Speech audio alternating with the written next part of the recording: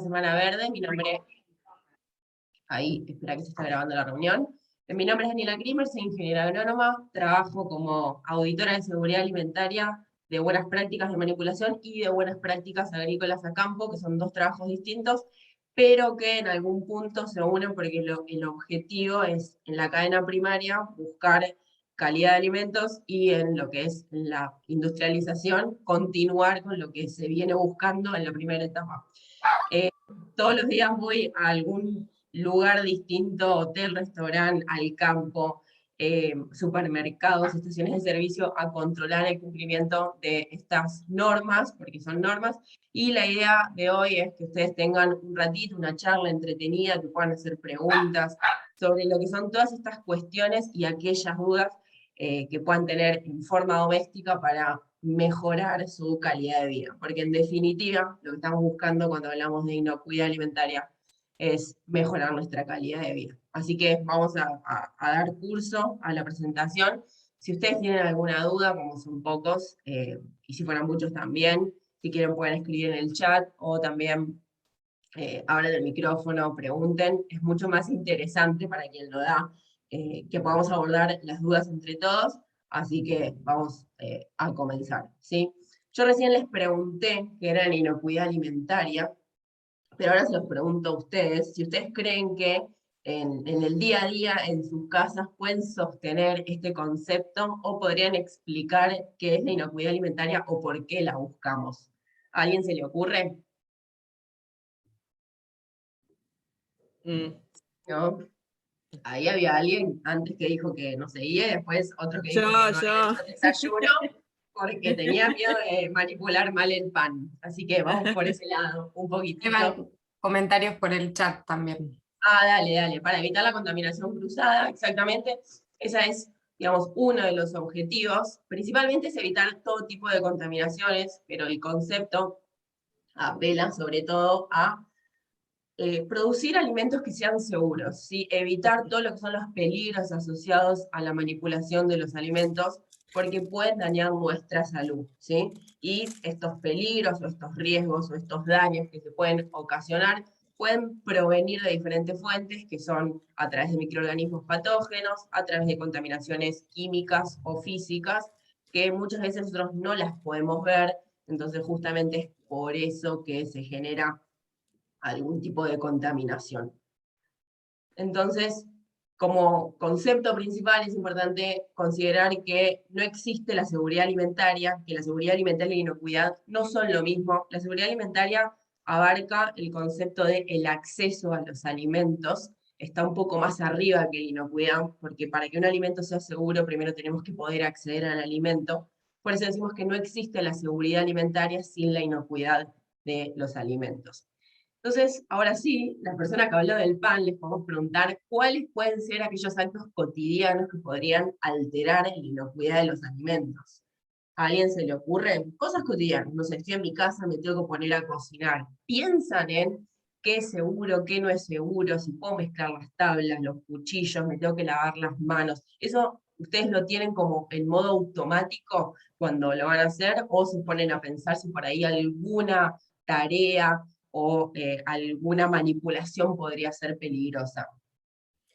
Bueno, Yo particularmente más con la carne cruda, perdón, Clau, justo coincidimos, pero no se me ocurre por ahí con otras cosas. Sé que si uso la tabla para la carne cruda, después la limpio, pero quizás hay más temas en relación a... Sí, y no solo limpiarla, sino no usar la misma tabla que la sangre del pollo con verduras, por ejemplo. Exactamente, porque ahí asociado a cada tipo de carne, nosotros tenemos un tipo de patógeno, microorganismo, que es peligroso y que puede enfermarnos. Por ejemplo, para la carne picada, en realidad es para toda la carne, es Escherichia coli. Para la carne de cerdo es la triquiñuela, que produce la enfermedad de la triquinosis. Para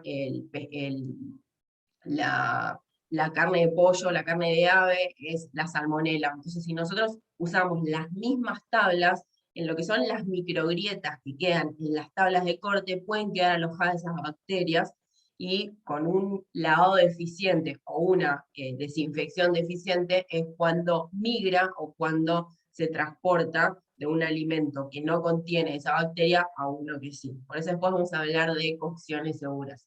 Eso es un tema que podríamos considerar. ¿Alguna otra? Por ejemplo, no sé, cuando manipulan los huevos, ¿alguien tiene algún cuidado cuando se manipulan huevos? Cuando van a cocinar un huevo duro. Claudia está silenciada. Es terrible el huevo. Bueno, yo soy fan de bromatología en casa, con lo cual ya aprendí. Pero sí, ya yo ya los guardo en un tupper, en la heladera. Antes, por ejemplo, los tenía en una canastita preciosa afuera en la mesada. Pueden quedar afuera, no hay problema. Sí, o algunos los guardaba, viste, en la huevera que trae la heladera en la puerta. Después ya aprendí con ustedes que ahora hay que guardarlos en un tupper tapado adentro de la heladera y que yo no lo sé, vamos adelantados. No sabemos eso, estamos todos con los huevos en la huevera. Yo tengo los huevos en la huevera. Me imaginé, y esto porque me pidió Agus que hablemos de esto, porque dijo que era importante. Eso sí, claro, los o huevos, el cartón en el que viene el cartón maple. del huevo, que es terrible. No. La gallina, cuando pone huevos, los saca por el mismo lugar por el que defeca, es la misma cloaca. Entonces imagínense que muchas veces el excremento que vemos, lo que es la capa del huevo, viene con un montón de carga que es patógena. Entonces, si nosotros los ponemos en la heladera junto con los alimentos que están cocidos o que incluso están crudos, estamos provocando una contaminación. Además, el huevo, por su propia composición, puede tener la bacteria de la salmonela, que ojalá que nadie se haya intoxicado alguna vez con ella, pero te deja de cama, a veces es para internación, de hecho. Es muy común en Año Nuevo. Yo tuve salmonela, es terrible. Es terrible, es terrible. Estás partido de dolor, fiebre, vómitos, diarrea, te matan por una bacteria y muchas veces es por una manipulación incorrecta o porque no nos lavamos las manos cuando rompemos un huevo y después pasamos a cortar parte de la ensalada. Entonces, en la práctica lo que se recomienda hacer es, compramos huevos en la verdulería o compramos huevos en el supermercado o en algún almacén, los traemos a casa, los sacamos del maple, porque el maple es muy sucio, porque aparte los depósitos en los que se almacenan los huevos son lugares muy sucios, y los podemos poner en un tupper exclusivo en la heladera. Siempre cuando los colocan en el tupper, esperen un ratito para que se homogeneice la temperatura. Porque si nosotros lo sacamos del maple, lo ponemos en la heladera, en un tupper con tapa, el cambio de temperatura va a generar una condensación que va a hacer que se llene de hongos, empiezan a poner como negros la capa de afuera, la cáscara del huevo, que es porosa. ¿Qué significa que es porosa? Que va a pasar lo que está afuera para el lado de adentro del huevo, volviéndolo inseguro.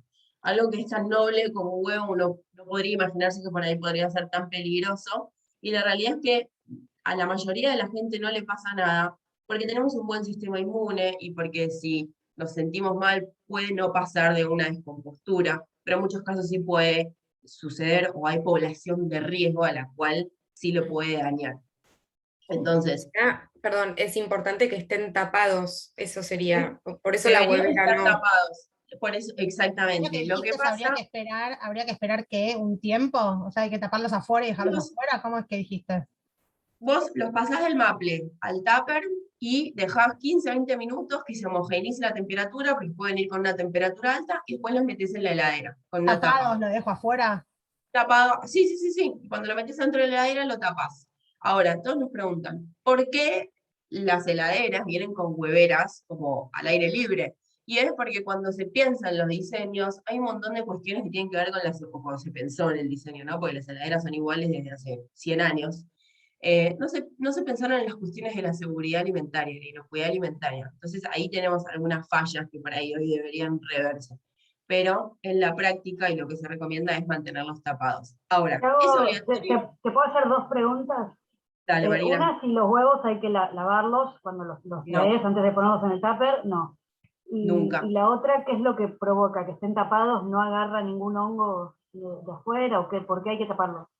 Porque vos es decir, vos no los lavás, porque si los lavás, esa capa que es porosa, la rompés. Entonces, todo lo que está fuera del huevo, que son partículas de suciedad, van a pasar al interior del huevo. Y aunque vos lo cocines, el huevo va a estar contaminado. Entonces no lo lavás para protegerlo. Y como está sucio, si no lo tapás, tenés un riesgo de contaminación cruzada dentro de la heladera. Es decir, vos lo que haces es lograr hermeticidad adentro de la heladera para que no haya un riesgo de contaminación cruzada. Y ¿Se una entiende? cosa más, algo que me quedó con la duda de taparlo o no taparlo y dejarlo para que la temperatura. ¿Vos lo dejás 15 minutos afuera tapado? Para que No, lo No. dejo abierto para que la temperatura se homogeneice. Es decir, no sé, muchas veces se quedan en el auto o vienen con una temperatura alta porque en la verdulería justo les da el sol. Entonces lo que haces es bajarle la temperatura antes de meterlo en la heladera para que el Ok. cambio no sea brusco. Ah, ok. Y Ok. no se condense esa suciedad que son microorganismos en Ok. realidad que hay afuera. Cuando pasa eso, no sé, hagan una prueba si tienen una vez, traigan un huevo con temperatura alta, guárdenlo en la heladera enseguida en un tupper y van a ver cómo se va a empezar a formar toda una capa negra alrededor del huevo. Cuando el huevo está así, no lo coman. Ok. Buenísimo. Porque puede ser Entendido. Porque peligroso. Sí, algo perdón. tan básico como que creo que, salvo Claudia, todos los demás dijimos lo hacemos mal. O sea, No, lo Pero que tenés pasa que, es tenés que seguirlas a las chicas y aprendís un montón. yo sí, a veces la sigo, creo, pero no presto atención, pero tengo que prestar atención. O sea, que es no. mucha información. No, peor mucha todavía que los información. lavaba, me los comía todos contaminados. Y puede ser, sí, en realidad por eso digo, no es que siempre te vas a enfermar, porque lo que hace la bromatología es prevención. Lo que no significa es que si vos, mira, justo acá la pregunta es, que un mal hábito no me haga daño a mí, ¿significa que que va a hacerle daño a otra persona? La respuesta es sencilla y es no, porque todos somos distintos y tenemos sistemas inmunes diferentes. Entonces, lo que a mí puede no hacerme mal, por ejemplo, comerme un choripán a la salida de la cancha, tal vez a una persona que tiene el sistema inmune comprometido la puede destruir, ¿sí? Entonces siempre hay que tener en cuenta eso. Y esto es a lo que se apela cuando damos cursos para gastronómicos, que la persona que está cocinando dentro de una cocina no tiene idea para quién está marchando, un pescado, una hamburguesa o algo de riesgo. Entonces todo lo que cocina tiene que ser seguro para una criatura, para una embarazada, para una persona adulta mayor o para una persona inmunosuprimida, que es básicamente lo que se considera población de riesgo, ¿sí? Para toda esta lista de personas que vemos acá, los cuidados deberían ser mayores, pero en realidad todo lo que cocinamos tiene que tener la misma inocuidad, ¿sí? Para que no le cause daño a absolutamente nadie. Ahora, hablando un poco de las buenas prácticas de manipulación, ¿ustedes creen que son optativas? Es decir, podemos decidir, o si ustedes van a comer afuera, ¿creen que quien cocina puede decir, bueno, yo hoy aplico o no aplico buenas prácticas de manipulación? ¿O son obligatorias? ¿Qué les parece? En gastronomía debería ser obligatoria. En gastronomía no solo es obligatoria, sino que es una norma, es una ley que está nomenclada en lo que se considera Código Alimentario Argentino. Es un libro muy gordo, está en internet, si alguna vez tienen alguna duda lo pueden buscar por capítulo sobre exactamente lo que quieran leer. Y ahí van a encontrar todo el ordenamiento basado en el Códex Alimentario, o sea, el que es el mundial, el que se utiliza en todos lados. Este está acotado a lo que producimos acá en Argentina. Y la idea de este libro es hablar sobre las responsabilidades que tiene un manipulador de alimentos, ¿sí? Es básicamente una herramienta para obtener alimentos inocuos, y se divide en 5 partes, que habla de lo que es la higiene del personal y los lugares en los que se manipula, el almacenamiento correcto, incluso de las materias primas, ¿no? Hasta para eso hay nomencladas normas, el uso de utensilios, los que son aptos o no aptos en contacto con alimentos, por ejemplo, que no se pueden usar cucharas de madera o materiales de madera, porque se forman microgrietas, quedan alojadas microorganismos y eso migra al alimento.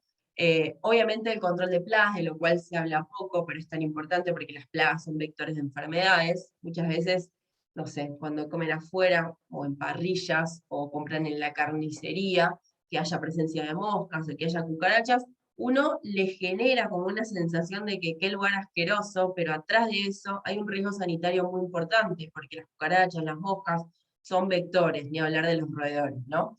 Y por último, el respeto de lo que son las Pero, Sí. perdón que me interrumpa, pero ¿y quién controla todo esto? Porque todo esto pasa y nadie lo controla. Todo esto pasa, sí. En Buenos Aires, en Capital, el área de bromatología del gobierno de la ciudad trabaja bastante bien y hace controles. Pero en el interior del país es donde tenemos los mayores problemas, asociado también a grandes brotes alimentarios. Por ejemplo, ahora, en este momento, estamos cursando un brote muy grande de triquinosis.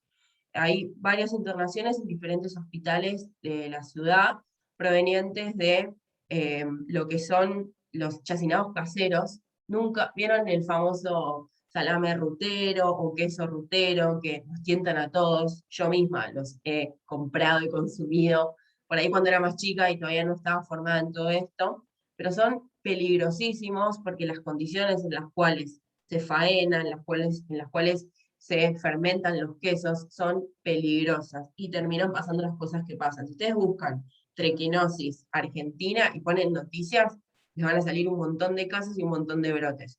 Ni hablar de que en Argentina somos el país número 1 del mundo con casos de Escherichia coli en menores de 5 años. Y eso es porque en Argentina la faena es clandestina, no hay buenos controles. Entonces, como se faena en forma clandestina y no se controla de qué forma el animal llega al matadero, se contamina. Y además, no sé si han prestado atención, cuando se baja la carne, la media res de los camiones, que se la cuelgan en la espalda, todo eso es contaminación, se contamina. Y cuando los trozos enteros de carne pasan a la picadora de carne, se mezclan entre sí, digamos, pasando las bacterias que estaban en la parte superficial a la parte de adentro del alimento. Ya vamos a hablar un poco después de lo que es carne picada y prevención, pero como para que entiendan básicamente en lo que es la faena, se corta el animal, la faena tradicional, ¿no? En la kosher obviamente que es distinta, se corta el animal, se lo pone boca abajo, y lo que son la parte de los intestinos se contaminan con la carne, ¿no? Que está en contacto directo. Entonces, cuando nosotros cocinamos una carne, podemos matar a la bacteria, pero si la carne es picada, no podemos matar a la bacteria, y nunca sabemos cuál es el punto de contacto que no se mató. Y ahí es cuando termina siendo peligrosa este alimento. Por eso es que no se recomienda dar nunca a población de riesgo. Perdón, Clau, entonces es correcto, yo tengo nietos chiquititos, sugerir ¿de que por lo cuánto? menos hasta a los 3 años no coman carne picada, ¿no? Hasta los 7 años yo recomiendo que no les den carne picada. 7, Sí, ok. sí, mínimo 7. Y esto tiene que ver con que los chicos tienen un sistema digestivo que todavía no está desarrollado con suficiente ácido para matar a las bacterias, es decir, su sistema de defensa. Entonces, cuando comen una carne picada que está contaminada, no pueden hacer la suficiente fuerza como para matar o ir a luchar, su defensa misma, contra este patógeno. Entonces es cuando se terminan enfermando y lamentablemente tenemos en el ranking mundial el puesto número 1 de internaciones y muertes también por síndrome urémico hemolítico. En el Hospital Garrahan son lamentablemente los reyes de la atención, lo digo bien porque han salvado muchísimas vidas, pero como quedan los chicos con diálisis de por vida o con los riñones comprometidos, porque falta muchísima información en materia de lo que es educación alimentaria. Así que recomendación y de corazón, yo no soy madre, pero el día que sea madre voy a tener muy en cuenta estas cosas, no les den carne picada a las criaturas, en ninguna forma en que se les pueda ocurrir dárselas, no se las den nunca. Si quieren darles empanadas o cualquier preparación similar, lo que tienen que hacer es cocinar un trozo entero de carne y después lo pican como cortado a cuchillo y lo utilizan en las preparaciones. Cuando ya está cocido, como se cocinó todo lo que son las superficies, las caras de afuera del trozo, ya es seguro, ¿sí?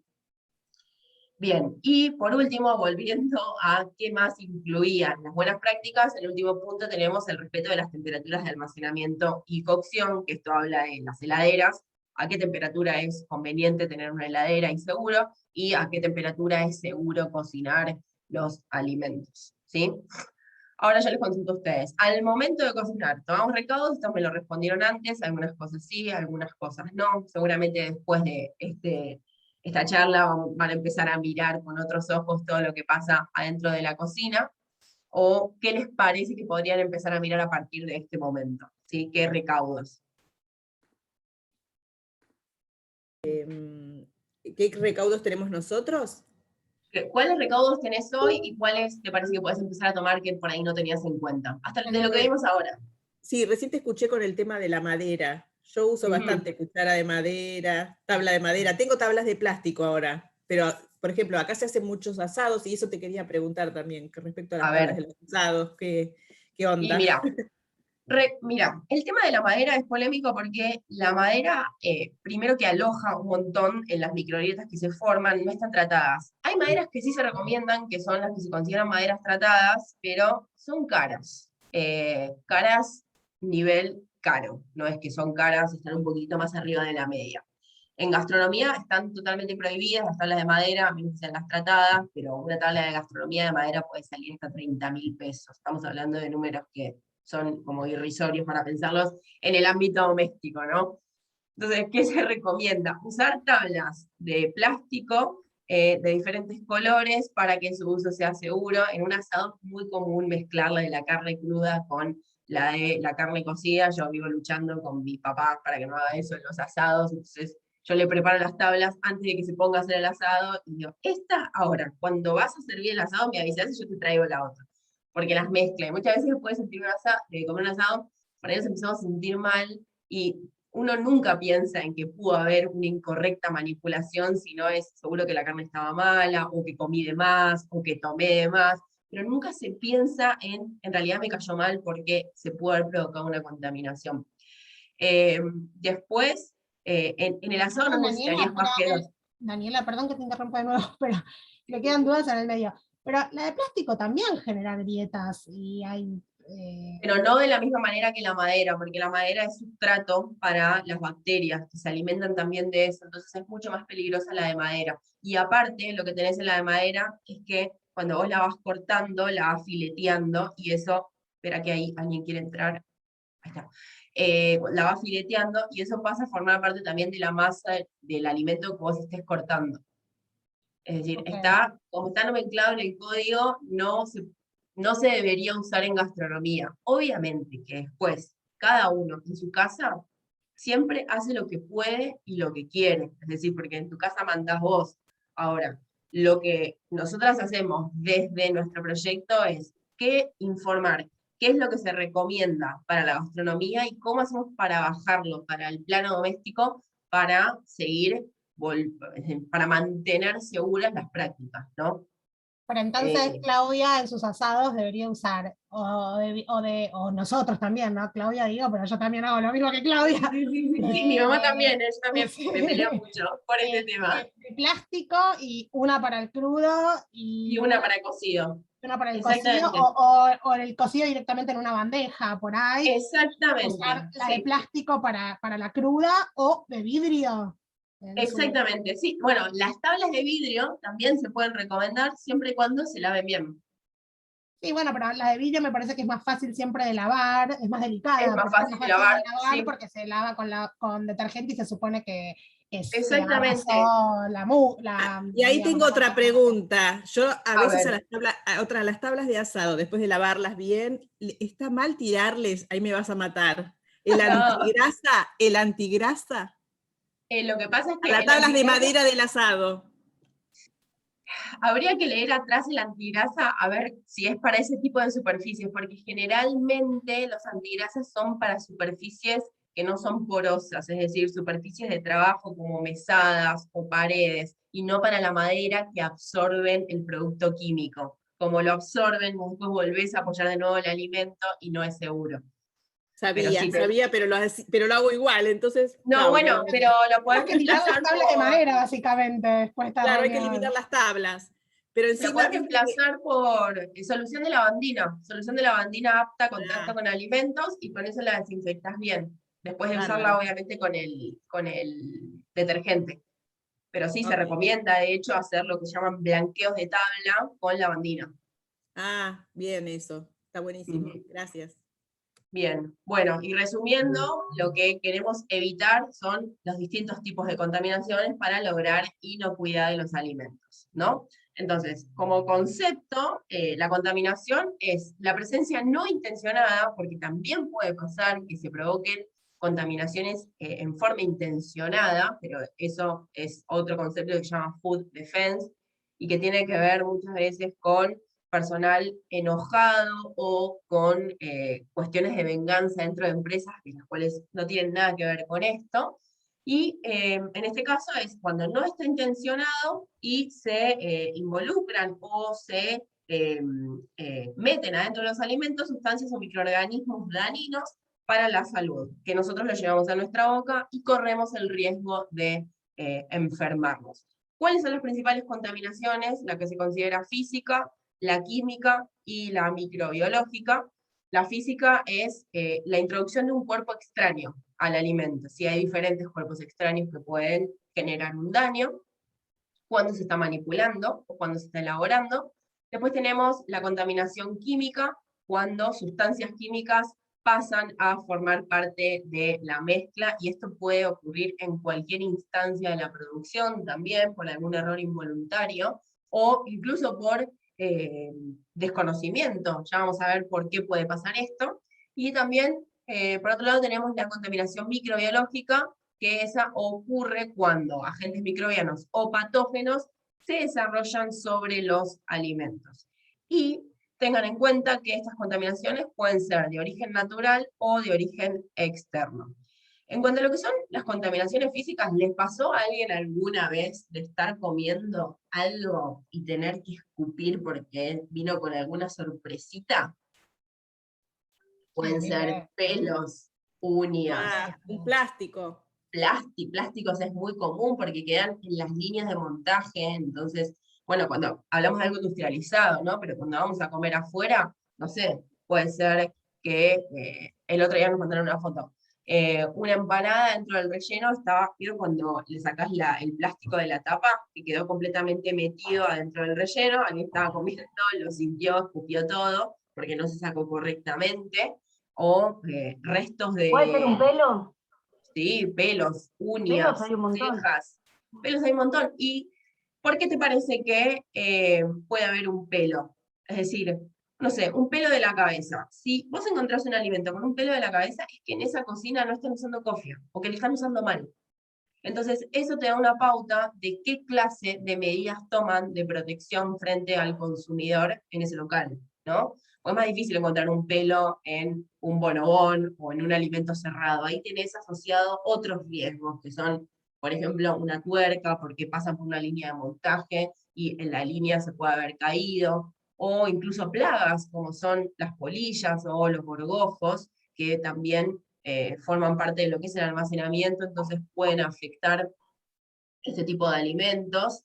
Es muy común en algunos alimentos que son considerados como semicaseros, cigarrillos, curitas, clips, donde no hay controles de calidad como en una empresa de primera línea, pero digamos, producen y comercializan. Entonces, como no hay control de calidad, esas cosas pasan. Y bueno, ni hablar de piedras, vidrios. A mí me pasaron el año pasado en la cuarentena, me pedí en un local unas piezas de sushi, y en unas piezas de sushi creo que eran 20 piezas. Yo podría haber comido cualquiera de las 20 primeras, como primera unidad. Y la primera que agarra la muerte tenía un vidrio adentro. O sea que eso es peligrosísimo.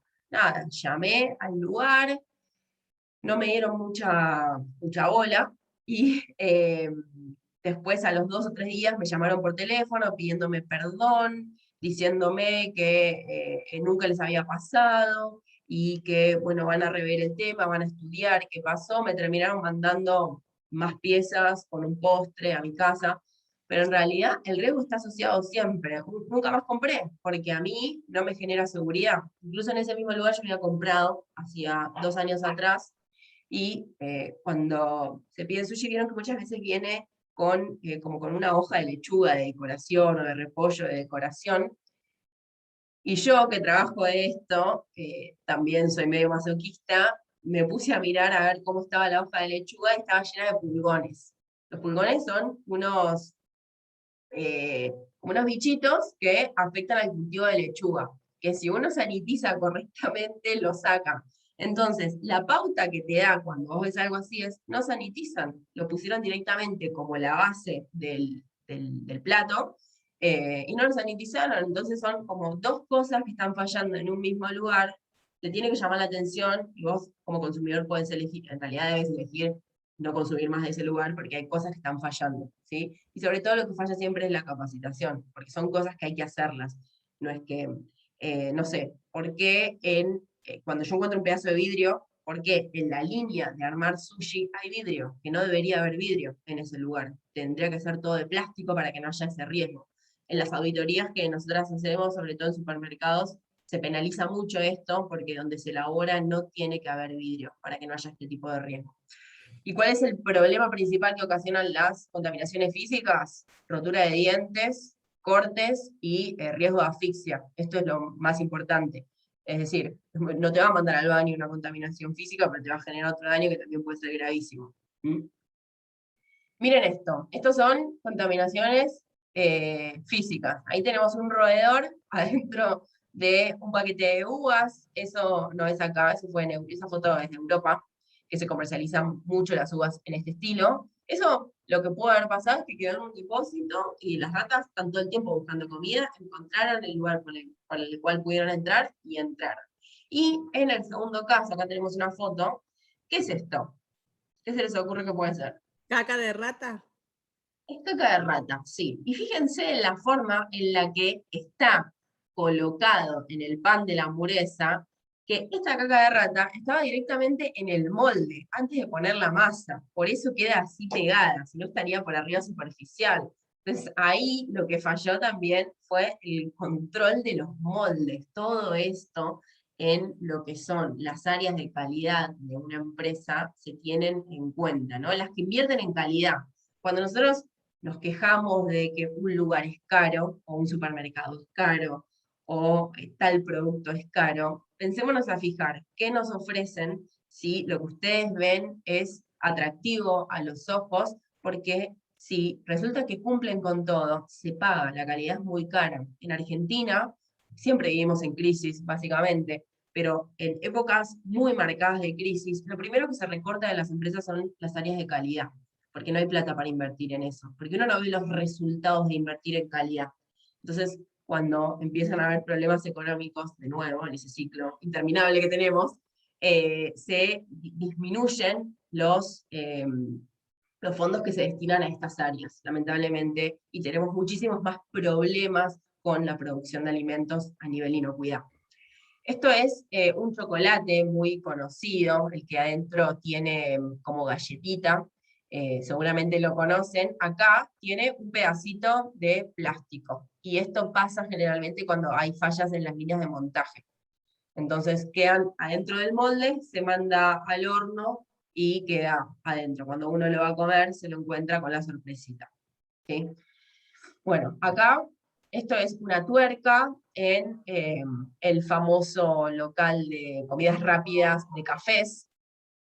Esto pasó hace 2 o 3 años, me parece, que una persona mordió un muffin y encontró con una tuerca. No sé si le llegó a pasar algo en los dientes, si se lo partió. Fue medio escandaloso para la empresa. No sé qué terminó pasando, pero acá fallan las líneas de montaje, se caen piezas. Y las empresas que tienen mucha plata, lo que hacen es al final de la línea colocar unos detectores de metales. Entonces, si hay algo que está fuera de rango o está más pesado, ¿qué hacen? Lo sacan de la línea directamente. En el 2019, nosotros fuimos a la planta de Habana, en Mar del Plata, y en el último paso de la línea de alfajores tienen un detector de todo, hasta de pelos. Es decir, que si el alfajor pesa 0,003 gramos más, se saca, porque tiene un contaminante, ¿no? Obviamente es una empresa que exporta y que lo puede pagar, no pasa en todas, pero hay muchas empresas que invierten en calidad y es muy importante. Y en la foto de abajo son tutucas, el método para hacer tutucas es bastante polémico, y ahí tiene pegada una colilla de cigarrillo.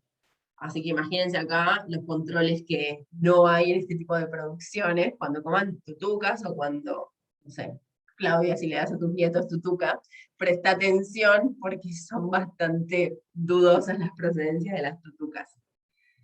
Bueno, esto es una oblea, también fíjense, acá se ve bien, tiene como un papel que vino directamente, no se sabe qué pasó acá. Para este tipo de productos, cuando les llega a pasar algo así, tienen que llamar al número que figura en el paquete y reclamar, porque tienen estas empresas áreas de atención al cliente donde se ocupan de estas cosas. Probablemente les manden de regalo más unidades, pero sí ellos levantan lo que se llaman desvíos y tratan de averiguar en toda la línea de montaje qué pudo haber pasado y generalmente les hacen una devolución de por qué sucedió esto. Esperen que hay algunas preguntas. Mejor comer frutas, no tanto industrializado. Sí, también, obviamente. Hay muchas alternativas de otras cosas que son seguras. También con las frutas hay como otras polémicas, si cómo están producidas, si tienen exceso de fitosanitarios, como que para todo lo que comamos siempre hay algo que podría ser peligroso, pero obviamente que es mucho más saludable comer frutas y más seguro que alimentos procesados, ¿no? Sí, perdón, y por eso tanto la teoría de las verduras orgánicas, porque no tienen tanto fertilizante, el origen de donde a veces las verduras también traen los gusanitos, por eso se sanitizan también, ¿no?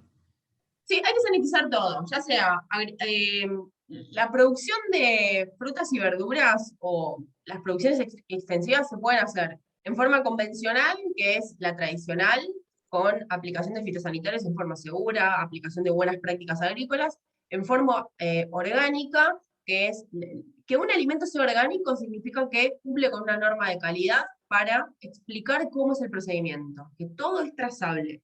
Es decir, no es que no se usan productos químicos, se usan permitidos para este tipo de producción. Y eso te otorga un sello que a vos como consumidor te da la pauta de que está producido con normas seguras. Y después tenés lo que es la producción agroecológica, que la producción agroecológica está basada en un sistema como participativo de garantías entre quien produce y quien compra, en el cual quien produce le garantiza de alguna manera a quien compra que ese alimento está producido con buenas prácticas, pero no hay ninguna norma que lo avale, sino que se basa en un sistema de confianza. Obviamente que esa cadena de comercialización es mucho más chica, no hay intermediarios, entonces de esa manera el producto es más económico y tiene que ver atrás de eso también toda una cuestión de mejorar las economías regionales y hacer partícipes a, digamos, las cuestiones regionales. Pero sí se recomienda todo tipo de fruta y verdura, en cualquier tipo de producción hay que sanitizarlas, porque se trasladan, se meten en depósitos, se suben a los camiones, y todos esos son lugares en los que hay mucha suciedad, y sobre todo hay plagas que las pueden contaminar. Daniela, perdón, por ahí las chicas si nos siguen a bromatología, estamos hablando de sanitizar, no sé si todas saben cómo se No, hace. ahora vamos a hablar después de lo que es el correcto. Es como volver segura una fruta y una verdura para que no nos genere un daño. Pero más adelante, ahora lo vamos a explicar bien, para que les quede a todos. Y aparte porque cuando nosotros sanitizamos, lo que hacemos es extender la vida útil de cualquier fruta y verdura. Y por sobre todo, además de que evitamos cualquier riesgo de intoxicación. Entonces, ¿qué imagen nos puede quedar de un lugar donde compramos un producto que está contaminado?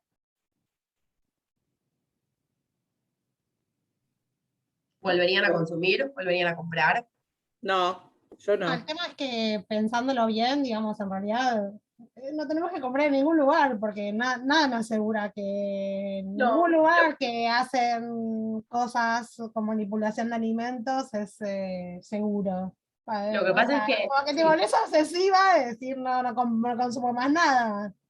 eso por un lado es importante, pero sí hay lugares que cumplen y que ustedes son pequeñas pautas que pueden entrar y ver y prestar atención en las carnicerías, en los almacenes, incluso en los supermercados también, que te hacen decir, este lugar a mí me genera confianza. Y si no me genera mucha confianza, yo igual cuando llego a mi casa puedo hacer o aplicar diferentes cosas para volver seguro el alimento. Por ejemplo, no sé, si vas a una verdulería y ves que no está muy limpia, no sé, que hay presencia de gatos, o que, no sé, tienen, por ejemplo, un famoso aerosol insecticida para matar las mosquitas o lo que tengan alrededor. Yo cuando llego a mi casa, esta verdura la puedo volver segura. ¿Cómo? Sanitizándola. ¿Cómo la sanitizo? Ahora lo vamos a ver más adelante. Pero obviamente que no se puede esperar que ningún lugar sea un quirófano estéril, porque tampoco es el objetivo, pero sí tratar de minimizar los riesgos asociados a intoxicaciones alimentarias. ¿Qué hora es? Bien, vamos a meterle un poquito más de pata. Hablando de contaminación química, la segunda contaminación está causada por agentes externos que generalmente se pueden incorporar en forma accidental en los alimentos y entre la cantidad de productos que pueden contaminar químicamente un alimento están los aditivos alimentarios mal formulados, es decir, se formuló mal por un error de operador, por un error de máquina, y pasó a tener ese alimento mayor cantidad de aditivo, porque, por ejemplo, se usaron detergentes y desinfectantes que no están autorizados. Por ejemplo, en los supermercados no se puede usar, no sé, la lavandina de la góndola para desinfectar. Se tienen que usar productos de higiene institucional, porque no se pueden usar mezclándolo un manipulador manual, es decir, hay equipos que se encargan de hacer esa dilución para que no haya este tipo de riesgo de contaminación. Después, bueno, los detergentes y desinfectantes que están mal diluidos, o cuando se usa, voy a tirar lavandina a ojo, tiro un chorrito de lavandina y limpio, y en realidad por ahí el chorrito tiene exceso de lavandina o tiene menos lavandina, y si tiene exceso lo limpia, si tiene, no limpia y no desinfecta, y si tiene, digamos, menos, tampoco, hay que usar exactamente, si usamos exactamente lo que dice el rótulo, además ahorramos plata. O, no sé, cuando sin querer en una cocina hay algún insecticida y se vuelca, o cuando pasó el controlador de plagas, aplicó producto, sentimos ese olor que queda muy fuerte y nos ponemos a cocinar, sin esperar a que desaparezca por ahí, no la humareda, pero sí la fragancia tan desagradable que queda, porque pueden haber también quedado en las líneas de trabajo lubricantes. Estos son los externos, ¿no? Ahora, hablando un poco de los naturales, tenemos las intoxicaciones que pueden estar provocadas por la marea roja, en el tema de los pescados. Se producen toxinas que están producidas por algas y que pueden pasar al alimento, entonces hay momentos en los cuales hay veda y no se puede pescar para que no haya este riesgo. Después, otro ejemplo, ¿vieron cuando van a comer una papa y la encuentran de color verde? ¿Les pasó alguna vez? Sí, últimamente vienen algunas bastante verdes. Bueno, ese producto que es un metabolito de la papa, que lo sintetiza la papa, y se llama solanina. Esta solanina es un compuesto que si se come en exceso es tóxico. Entonces, lo que hay que hacer es cortar la parte donde está verde. Si cortamos la parte donde está verde, volvemos a la papa segura. Muchas veces, no sé si vieron los paquetes de papas, de papas de paquete, que muchas vienen verdes. Esas hay que tratar de sacarlas y no dárselas a los chicos, ¿sí? Y también pueden haber contaminación química natural por la presencia de arsénico en el agua. Para eso, obviamente, hay que hacer tratamientos de agua, pero sí es importante para las personas que viven en los edificios tener los análisis de los tanques de agua al día para saber si el agua que estamos tomando es agua segura, agua potable y agua apta. No solamente el agua tiene que ser potable para que la podamos tomar, sino apta porque con esa agua cocinamos, con ese agua nos bañamos también, y no debería entrar en contacto con la piel agua que, por ejemplo, tiene arsénico, u otros Te hago una pregunta, para productos químicos. los que vivimos en casa, ¿también habría que hacer limpieza de tanques? ¿Cada cuánto? Sí. ¿Hay que ponerle filtro al agua? ¿O cómo se podría Sí, tomar una ese vez agua? por año mínimo deberías hacerlo. Pero a ver, si vos haces un análisis de agua y el agua te da que es apta y potable, son dos análisis, el microbiológico y el fisicoquímico, son distintos. Si a vos ese agua ese resultado te da bien, el tanque está limpio y no necesitas limpiarlo. Entonces, recomendación, antes de solicitar un servicio de limpieza de tanque, a menos que lo hagas vos, hace un análisis de agua y averigua cómo está el agua. Si el agua da bien, podés repetir el examen dentro de un año y digamos, con eso evalúa si es necesario limpiarlo. Pues muchas veces lo que se hace es limpiarlo y después tomar muestra. Esto es en la industria, ¿no? O en gastronomía. Pero en tu casa, si vivís en una casa, es recomendable que primero hagas el análisis para ver cómo está. También puedes abrirlo y ver cómo está. Muchas veces es muy evidente que ese tanque está en mal estado. Entonces lo abrís y decís, no, ya está, acá tengo excremento de paloma, hay cucarachas alrededor de la casa, no sé, se forma moho, las placas digamos, de alrededor del tanque están muy percuidas, bueno, ahí sí, pero si el agua vos la ves que está transparente, limpia, insípida, incolora, tomás la muestra y la mandas a analizar. Y después con eso determinás el criterio y la necesidad de hacer el análisis. Y esos filtros, bueno, yo me compré, perdón, el filtro, ¿viste? PCA, esos, ¿sirve eso o no? Los filtros están súper recomendados, siempre, porque aparte cuidan muchísimo el medio ambiente, porque uno no tiene que usar botellas, son importantísimos en ese sentido. Pero si el agua no es potable, el agua de filtro va a seguir siendo no potable. Entonces, okay. Antes de usar el filtro hay que asegurarse que lo que viene de arriba, ¿sí? Ya sea seguro. ¿Y quiénes Porque hacen el estos agua, análisis? O sea, ¿dónde podríamos contactar? análisis de laboratorio, un montón de análisis de laboratorios.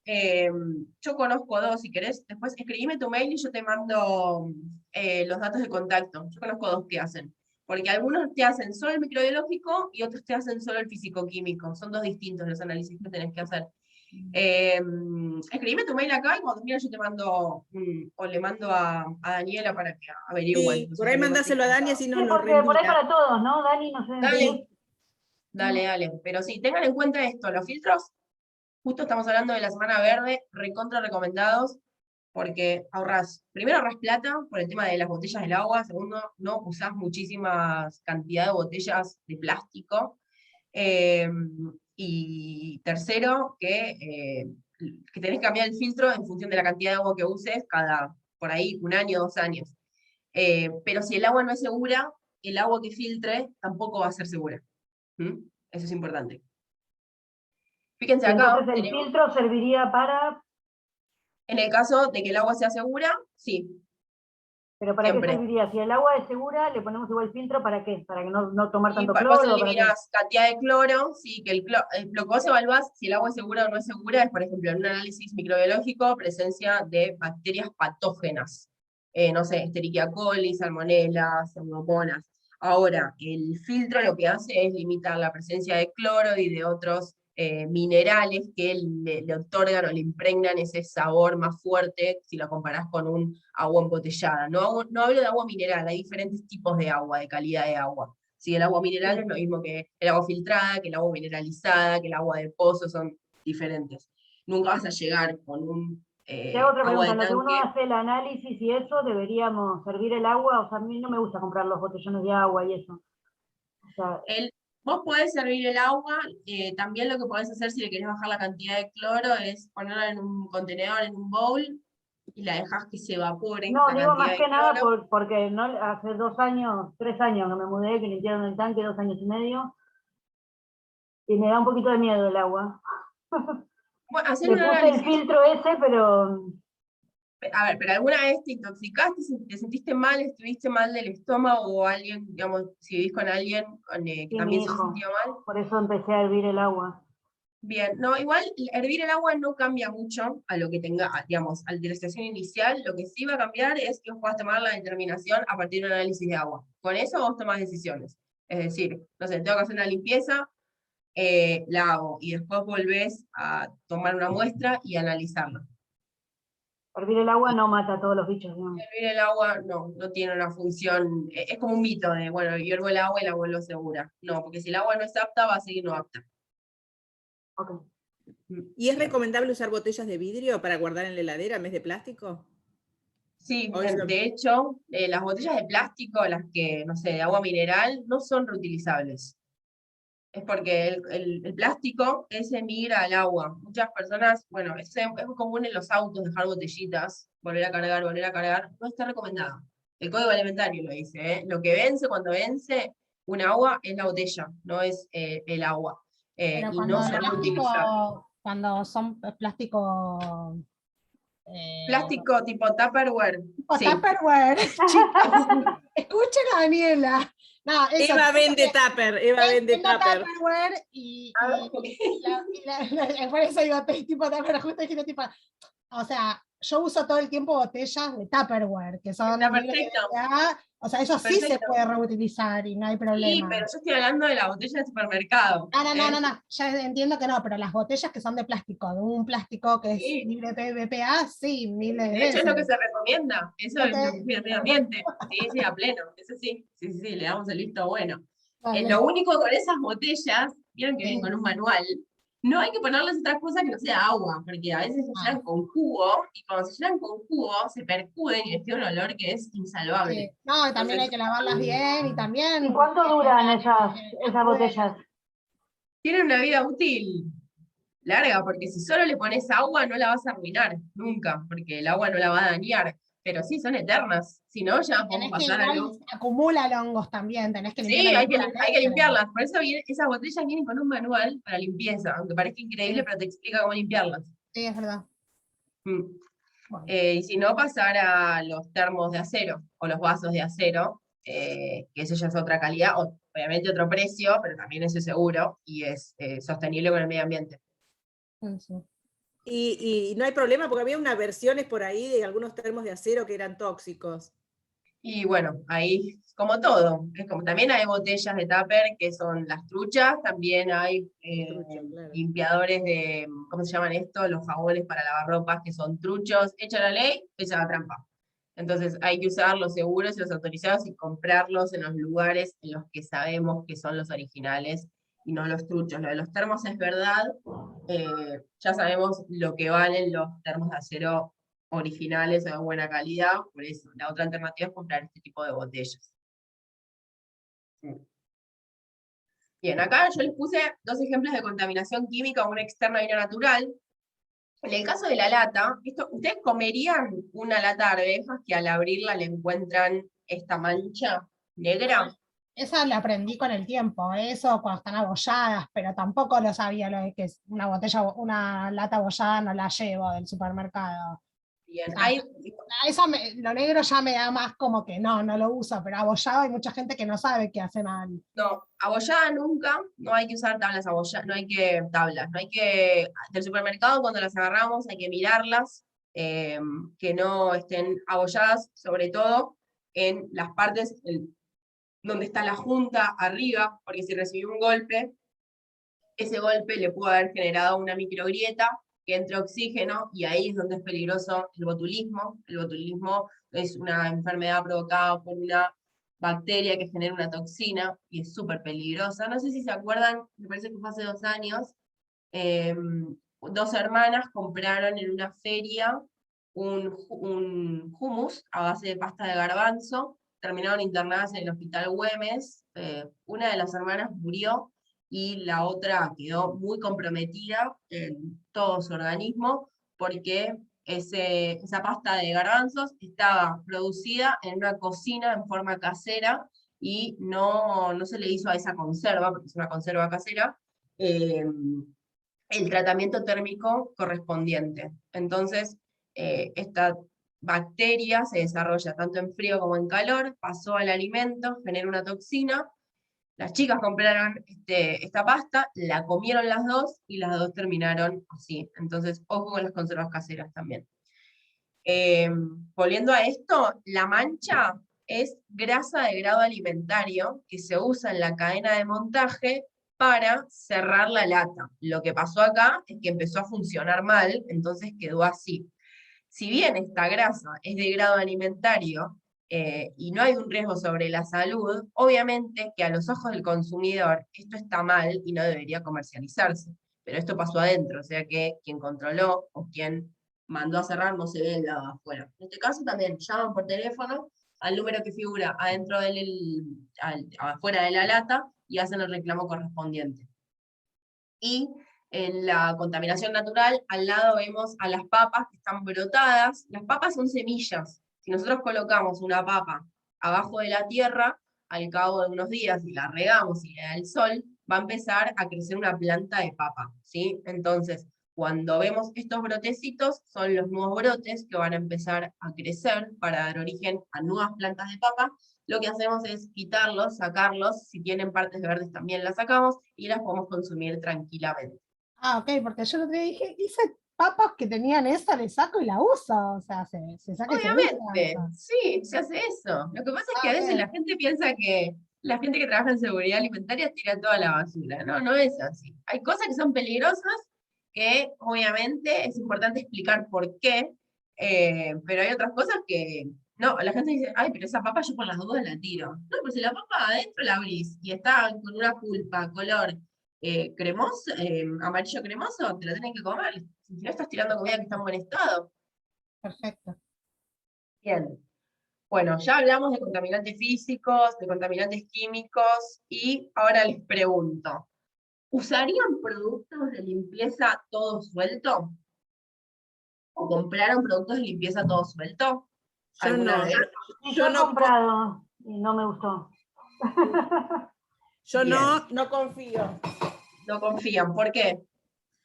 Y porque no tienen los controles de calidad. Además tengo un hijo que trabaja en Reckitt y ya me explicó todos los problemas de las cosas sueltas. El problema con las cosas sueltas es que no sabemos qué tienen, básicamente. No sabemos si los rebajan, no sabemos a cuánto los diluyen, no tenemos información toxicológica, si alguien se llega a intoxicar, si alguien lo llega a consumir, si le entra en contacto con las manos, no sabe nada de todo eso. No hay quien llama por teléfono, no hay un responsable legal, y todo eso hace que el producto sea más barato. Incluso muchas veces, y Te hago pasó una durante la pregunta, ¿no hay ningún lugar? Porque a mí lo que me gustaba la idea del todo suelto es eso de llevar tu botellita, que te la rellenen, de no hacer basura, que uno compra todo el tiempo botellitas de productos de limpieza. Ujú. Entonces, Bueno, para mí el tema ¿hay algún lugar donde sí eso funcione o no? Todo suelto nunca en ningún lado. en este país, donde hay muy pocas regulaciones, no. La otra es ir a una distribuidora grande, que en tu cara te muestren cómo lo sacan directamente como el envase madre, pero eso también es difícil. Hace un par de años, ¿se acuerdan? Con el producto Ariel, el jabón líquido para ropa. Me acuerdo que fue, no me acuerdo en qué área de conurbano, que lo vendían sobre la ruta, y hubo una nota de Telenoche donde mostraban la piel de varias personas que estaba destruida porque estaban usando ese jabón líquido y no están probados dermatológicamente. Entonces vos lavás la ropa con ese producto y te recontra, es una intoxicación dérmica, ¿no? De la piel. O lo que pasa también muchas veces es, por ejemplo, con el tema de la lavandina no son todas aptas para contacto con alimentos. Las lavandinas que tienen fragancias, no se pueden usar en una cocina. Entonces, cuando vos por ahí vas a comprar y decís dame lavandina, te venden cualquier lavandina, y esa se puede usar en la cocina. Y muchos locales gastronómicos, para ahorrar plata, compran ese tipo de lavandinas, y vos entras a una cocina, y lo primero que tenés que hacer, como auditor, es oler. A ver qué hay olor a qué. O en una carnicería, ¿hay olor a qué? Si hay olor a lavandina perfumada, eh, están haciendo mal las cosas, no se debería. O la diluyeron mal, o usaron una lavandina que no se puede. ¿Por qué? Porque estos productos lo que hacen es que los alimentos absorban ese olor. Cuando absorban ese olor, el alimento tiene una contaminación química. Es lo mismo que pasa cuando mezclamos todo en el freezer y por ahí no sellamos o no ponemos en tuppers, ahí le tiramos el chivo a la revendedora. Pero es importantísimo mantener todo separado, ¿sí? Porque si no, estamos contaminando los alimentos. Y volviendo a tu pregunta, hoy por hoy lo que empezaron a hacer las empresas, las que comercializan los productos que están habilitados, es vender en packs de repuestos para evitar el uso de botellas. Pero otra alternativa hoy por hoy no hay en el mercado. No. Y bueno, de la última contaminación es la microbiológica, que les pregunto si saben que si son solo bacterias o también puede estar provocada por otros microorganismos y si son todos malos para la salud. Imagino que no deben ser todos malos para la salud. Imagino, no sé. Bien, ¿por qué? Puede haber hongos, supongo también. Hay hongos también, sí. Son 4 grupos. Yo Bacterias. tengo una consulta con esto. Tengo mucha duda que ya leí notas y todo, pero como que no logro cómo conservar el queso. ¿Qué tipo de queso? Y en mi casa se usa mucho ponerle la horma de, entre comillas, queso crema tipo cremón o todos sus derivados, marcas, ¿no? Digo, no cremón, pero por ejemplo, me pasó el otro día el cremón, La Serenísima, ponerle medura, y el otro día compré uno de, no sé, El Puente, no El Puente, otra marca, no importa, que no era La Serenísima, y no se me conservó, y hongo y cosas, hoy terminé tirando toda la horma completa. No, Y una estaba horma que cuando... sale 3 gramos. Sí, sí, no sé. mucha plata. El queso que vos compraste ya venía fraccionado y enfilmado y lo agarraste de la góndola No, por enfilmado lo con el general etiqueta de compro, etiqueta no, por lo general compro al vacío, al digamos, vacío cerrado. no, claro, no el que envuelven en el súper, sino el que viene de la fábrica envuelto al Perfecto. vacío. Bueno, eso es lo más seguro. Cuando vos llegas a tu casa con ese queso, te lavas las manos y lo pones en una tabla limpia, ¿sí? ¿Por qué? Porque lo que pasa es que uno lo contamina uno mismo cuando lo manipula para guardarlo. Nosotras, de hecho, hicimos un posteo en la cuenta para explicar esto, porque la gente estaba enojada con el tema del queso. ¿Por qué el queso me dura 2 días y empieza a aparecer todo verde o moho alrededor, se pone feo? Y es porque cuando viene sellado así y nosotros lo manipulamos, lo contaminamos. El queso, cualquier cosa que vos lo aprietes, lo toques, le estás imprimiendo los microorganismos que vos tenés en la mano. Si tu mano está limpia, no hay riesgo. Pero ¿con qué más entra en contacto el queso? Con la tabla y con el cuchillo, con la cuchilla que vos uses para cortar. Entonces, lo que podés hacer es agarrar una tabla que esté limpia. Si la tabla no está limpia o tenés dudas, agarrás un plato de cerámica, que eso generalmente siempre puede estar más limpio, un cuchillo limpio y desinfectado, que son cosas distintas, limpiar y desinfectar, y lo fraccionás. Lo fraccionás en porciones chicas y lo envolvés. Entonces, cada vez que lo saques, ¿Con qué lo un film envolvés? nuevo. A ver, porque Lo puedes decían, envolver. Primero puedes usar tus tuppers, sí, tranquilamente, si están limpios, es que y si no, posta, aunque hasta me compré una quesera que tiene ventilación de todo de Tupperware, ¿no? la Pero hasta conozco. mis Tupperware se estropean, no sé cómo Entonces, hacerlo, ¿no? ponelo en papel film. En papel Envolver en film, papel en film. papel film, y lo congela o en papel film para guardarlo en la Si heladera. querés congelarlo, lo puedes congelar. Con eso vas a extender la vida útil. Lo que pasa es que Sí, cuando sí, lo sí. descongeles, después ya no tendrías que volver a congelarlo. No, Pero no, sí, eso ya el lo tema es sé. la manipulación y con lo que entra en contacto cuando vos lo estás manipulando. Eso es lo que contamina un queso. Y obviamente si tenés contaminación cruzada en la heladera, si vos tenés cosas sin cubrir, lo va a manchar. Pero en el tupper no deberías tener problemas si el tupper está bien limpio. No, pero se me terminan moeciendo igual. Los Tupperware limpios, o sea, se me terminan, entiendo que por Yo ahí no sí hago en está eso, bueno lo yo que por me ahí no decís del consumo papel tanto y lo film. fracciono en papel film y algunos los dejo en la heladera, otros los congelo y la verdad que me resulta. Lo Voy a guardo en hacer pedacitos eso. chiquititos y en Sí, papel Lo film que y me dejo la resulta un horma. montón. O sea, últimamente dejo la horma porque se consume, pero a veces antes de que se consume bastante rápido, pero antes de que se consume se me estropea. Sí, y te No, voy a Eva, vas decir a un tener que dato. congelar la mitad y a la Claro, semana, recién ahí, no descongelar. sé, descongelar, porque si no, se te pone moho antes de que lo consumas. Sí, sí, No sí. llegás a Y te voy consumirlo a a decir tiempo. algo que es re meticuloso, pero las personas que estamos en microbiología lo vemos, y es, cuando lo usan, o sea, vos lo almacenaste, lo sacaste de la heladera, lo cortaste, el cuchillo ese que entró en contacto con el queso, entró en contacto, no sé, con mermelada o con otra cosa que vos también hayas cortado, lo cortaste sobre una superficie, sobre una mesada, sobre un plato que estaba sucio, que tenía amiguitas de pan. Vos pensás que el queso es un medio de cultivo y cualquier cosa con lo que vos le pongas en contacto va a crecer. Es como una placa de Petri. Vos ahí sembrás y al cabo de un par de días vas a ver los resultados de esa siembra. Pueden ser tus manos, puede ser el cuchillo, puede ser la tabla de corte, puede ser que alguien chupó con la mermelada y después, no sé, tocó el queso. Es, es malo vivir así porque vos decís, veo todo lo que los ojos no Y pueden ver. Daniela, te volvés loca.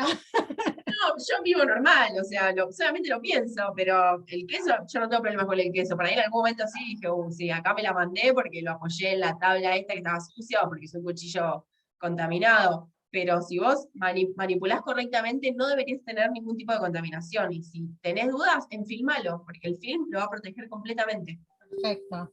Y el Y film si le también. pone verde, ¿está bien sacarle ese pedazo y seguir consumiendo el resto o no? Mirá, La cara que puso.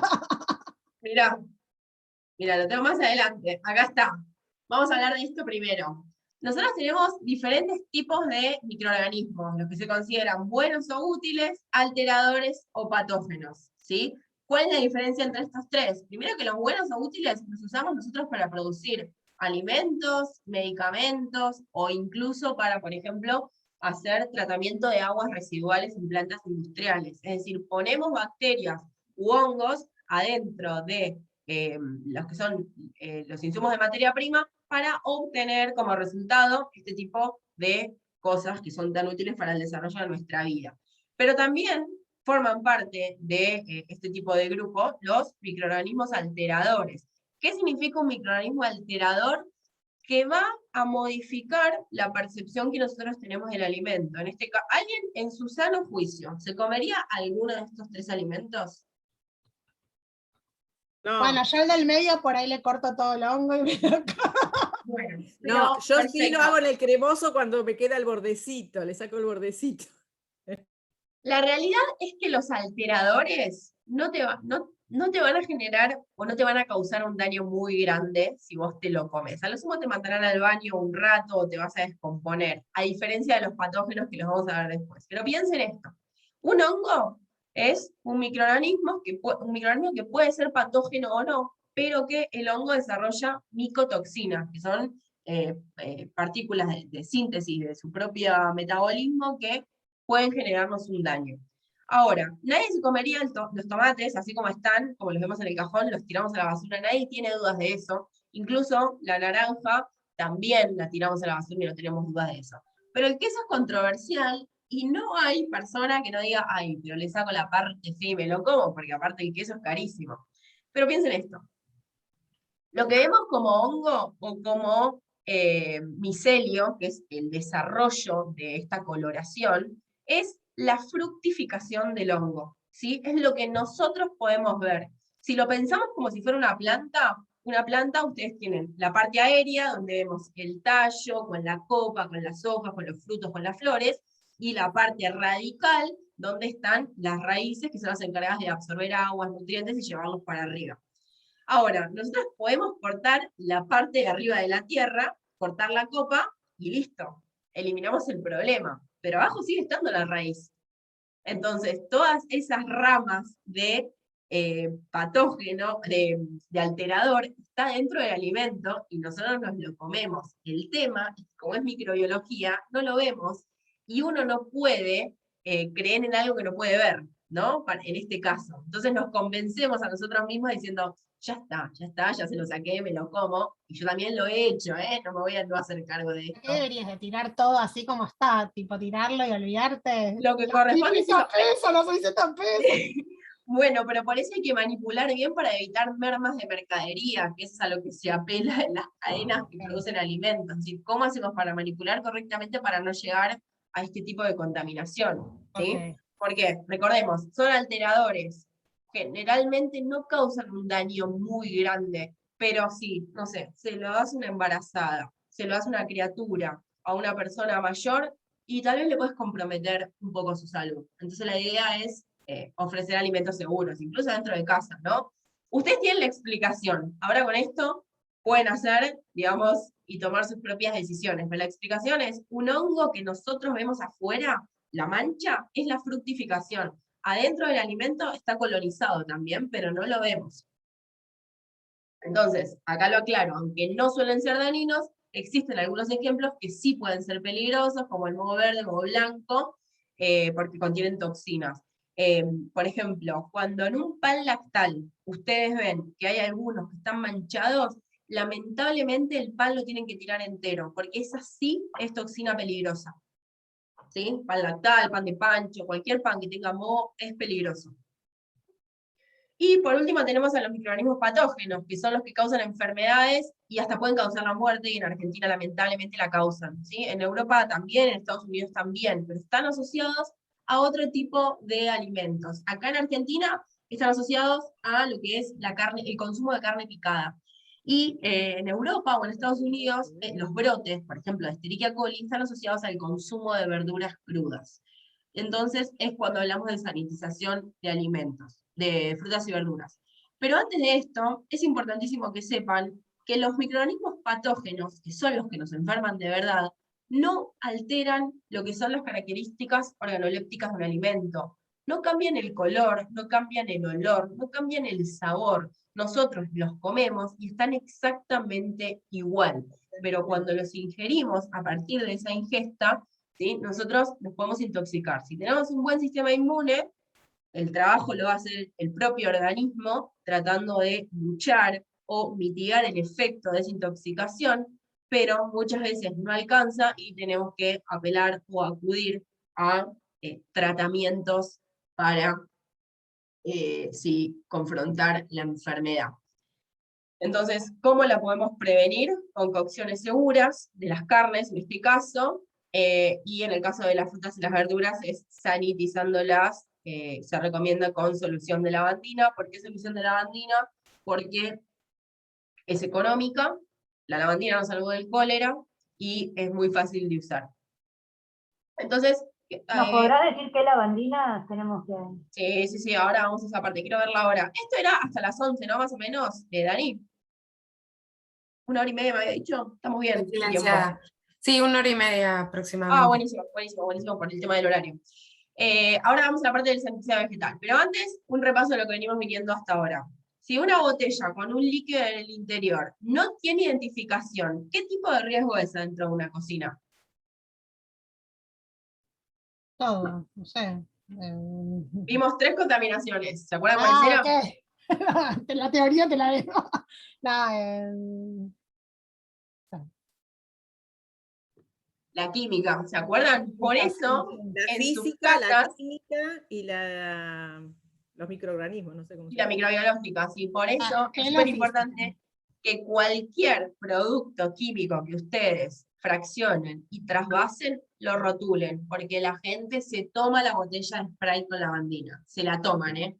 No hay, es decir, si hay una botella en una casa, incluso las guardan en la heladera y se las toman.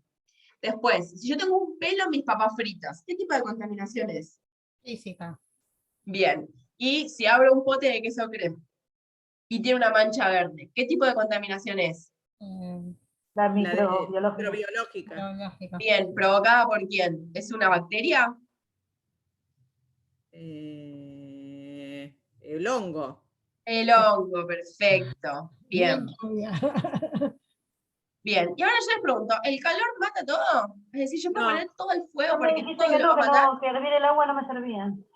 Bien, el calor no mata todo, exactamente, sí, pero porque por ahí primero hay que evaluar, en este caso, en tu caso era la calidad del agua, pero esto apela sobre todo a el famoso ponerlo al horno porque el calor mata todo, o tirarlo al asador porque el calor mata todo. Si una parrilla está sucia y estuvo contaminada con carne cruda, que no tuvo cocción suficiente, y yo después tiro un pedazo de carne, no, recalentalo un poquitito sobre arriba de las brasas, y hay una toxina, me puedo, esperen que ahí mando un mensaje. Otra cosa, no dejen comida en el horno una vez que lo apagaron, eso es peligroso, tengo entendido. Lo que es peligroso es dejar comida en el horno como si el horno fuera una heladera. Eso es lo importante. ¿Por qué? Porque en el ambiente nosotros tenemos microorganismos que no son patógenos, que son o benéficos o que no nos hacen absolutamente nada. Pero si ocurre una contaminación, o por ejemplo, no sé, es una pizza que tiene queso, o cualquier preparación con algún lácteo, o incluso una carne que le baja la temperatura y no está en lo que es temperatura segura, ¿sí? Eso sí nos puede causar un daño. Entonces, ojo con la cadena de frío de los alimentos que están cocidos, que tienen que ir a la heladera, y los dejamos a temperatura ambiente. Es muy común terminar un asado y lo que sobró lo dejamos o sobre la parrilla o lo metemos al horno. El horno no es heladera, ¿sí? Y algo tan crítico como, no sé, chorizo, como morcilla, como carne, tiene que ir a la heladera. La conclusión es que Otra obviamente... pregunta hablando del asado, ¿cómo limpias la parrilla después del asado para no dejarla contaminada? Bueno, en realidad la parrilla se limpia cuando vas a prender el siguiente fuego. Ahí sí, calentás las brasas y en realidad la tendrías que limpiar con papel. a las cosas. También la podés sacar a lo que son las rejas y limpiarla con desengrasante. En la práctica eso es muchísimo más difícil, porque nadie se va a poner a manguerear y a limpiar, pero sí retiren los excesos de grasa, porque lo que termina pasando ahí es que se calientan los fierros con la grasa, y si quedó algún microorganismo de la carne cruda, queda tapado por la placa de grasa. Entonces, lo que pongamos arriba no es seguro. El calor ahí no mata todo.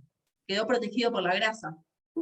Entonces, se puede, en el siguiente asado, se limpia así, o si tienen tiempo y paciencia, sacan la reja y la limpian, la manguerean con soluciones desengrasantes, aptas a contacto con alimento, ¿no? Bien, ahí está, la limpieza de la parrilla. Igual esa es una parrilla modelo, les diría, ¿eh? Bien, después, ¿puedo congelar alimentos a temperatura ambiente? No es lo ideal, no, porque hace más, eso ya lo aprendí, eso genera más, no sé cómo se llama. Bien. Aumenta La realidad los bichos. aumenta la carga microbiana, podríamos decir, que pueden ser diferentes tipos de microorganismos, que son los que vimos antes.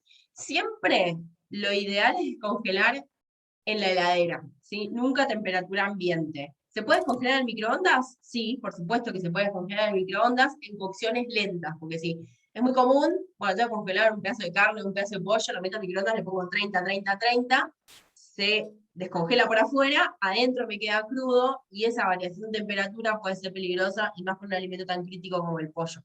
Entonces, en realidad lo que se debería hacer es una correcta planificación con tiempo. Lo que nadie tiene hoy en día es tiempo para planificar, pero sí bajar un día antes la carne, si es muy grande, bajarla 2 días antes, no sé, 3 kilos de carne, por ejemplo, si tienen que hacer un asado eventualmente, y ponerlo en la heladera. Siempre que descongelen carne, pónganlo abajo de todo, nunca arriba, porque va a empezar a descongelar, los líquidos van a empezar a fluir, y para que no haya contaminación cruzada desde la parte de arriba de los estantes hasta abajo, es mejor que quede todo abajo por una cuestión de gravedad en la heladera. ¿Puedo hacer una consulta de la carne en la heladera? La carne cruda, ¿la Sí. guardamos tapada? ¿Es importante eso? Sí, Ok. sí, la pueden, o Siempre en un tapada. tupper, a ver, porque si vos la pones sin tapa va a empezar a largar olor la carne cruda.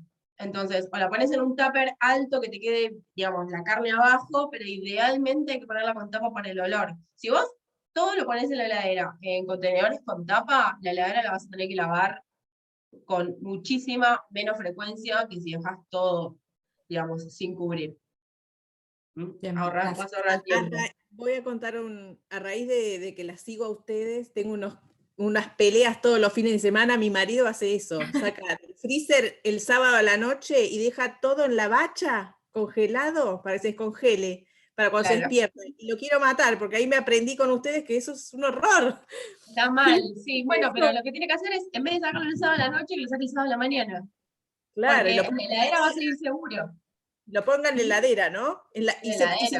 Y si lo dejan en la bolsa, viste que a veces nosotros congelamos en el freezer con bolsas de freezer. ¿Lo El puedo tema dejar es, dentro de la bolsa o se la saco? no, a ver, vos ponelo, no, en realidad tenés que poner una bandeja, porque como va a perder temperatura, todo ese líquido que tenga alrededor, te va a manchar la heladera. Entonces ponelo siempre en una bandeja, o en un tupper. Nunca suelto el descongelado, porque después se van a acordar de esto. Van a ver que les va a manchar toda la heladera. Siguiente pregunta. ¿Puedo congelar alimentos y después volver a congelarlos?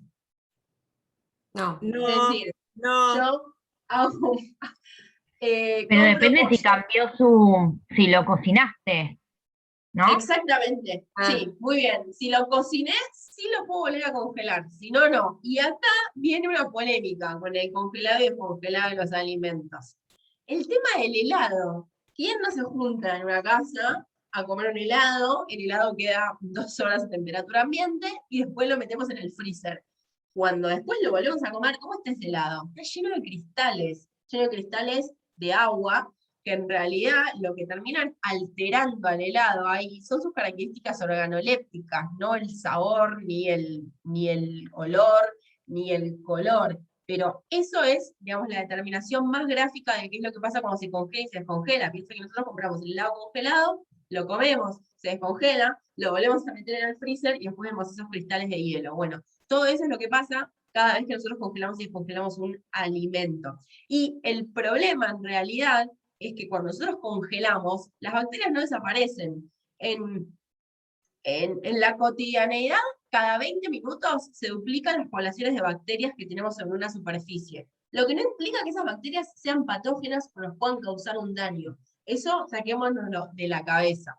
Ahora, si hubo una contaminación cruzada y se contamina con alguna bacteria que es patógena, se va a multiplicar sobre el alimento también. Y cuando nosotros lo congelemos, también va a entrar al freezer eso. Cuando lo descongelemos, el ciclo se renueva, se vuelve a multiplicar, volviéndolo peligroso. Aparte, con el tema del helado hay una cuestión del cuchareo, que va a la boca, a la saliva, y nuestra saliva está contaminada, no con bacterias patógenas, pero sí con un montón de otras cosas. Entonces, de la misma forma que el queso, lo estamos sembrando.